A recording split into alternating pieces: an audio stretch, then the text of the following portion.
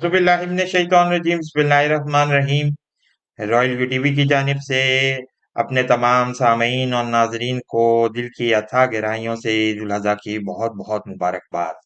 उम्मीद करते हैं कि आप लोग जब इंडिया में ईद उल अज़हा होगी या पाकिस्तान में ईद उल अज़हा होगी तो इंतहाई जोश खरोश के साथ कुर्बानी करेंगे और सुन्नत इब्राहिमी की याद ताज़ा करेंगे।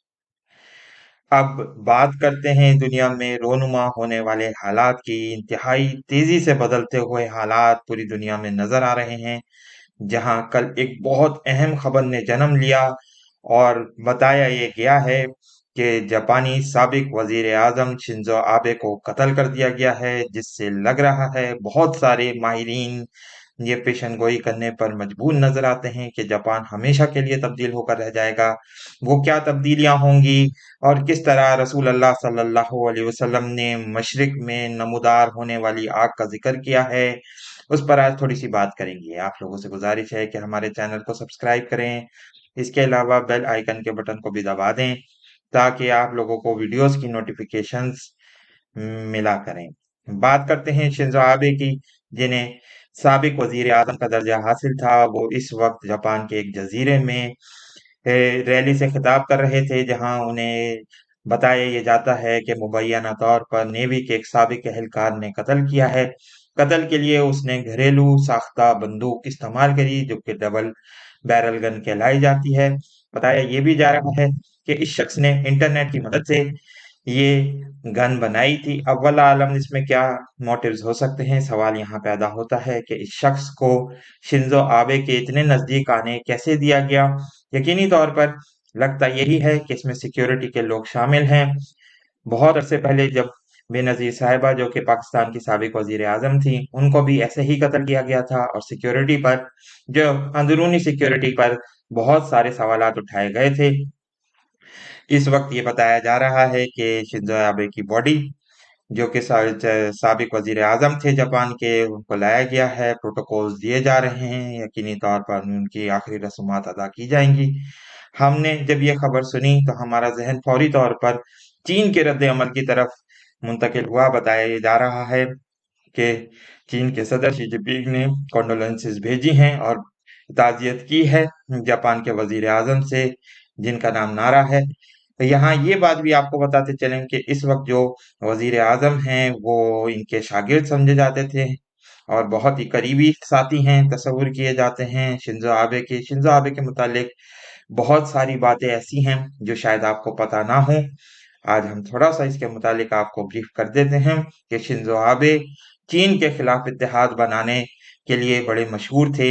इन्होंने वही क्वाड का जो नजरिया पेश किया था, वो क्वाड का नजरिया जिसमें 4 बड़े ममालिक शामिल थे और ये चाहते थे कि किसी भी तौर से चीन का घेराव किया जाए, क्योंकि इनका ताल्लुक चीन के दाएं बाजू के से जापान की दाएं बाजू की सियासी जमात से बताया जाता था।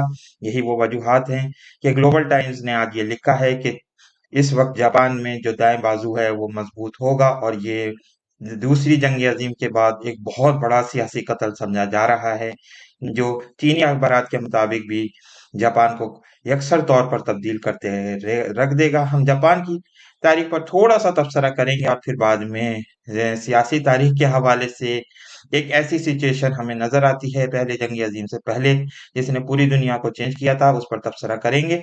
लेकिन यहाँ पर आपको ये बात बताते चलें कि चीनी अखबार ये तबसरा करते हुए कहता है कि जापान में राइट विंग बहुत तेजी से मजबूत होगा और फिर वो अपनी पॉलिसीज को आगे बढ़ाएगा, जिसमें free movement in Indo Pacific का जो तस्वुर है वो ज्यादा बढ़ेगा। यकीनी तौर पर महसूस ये होता है कि इससे जापान में जो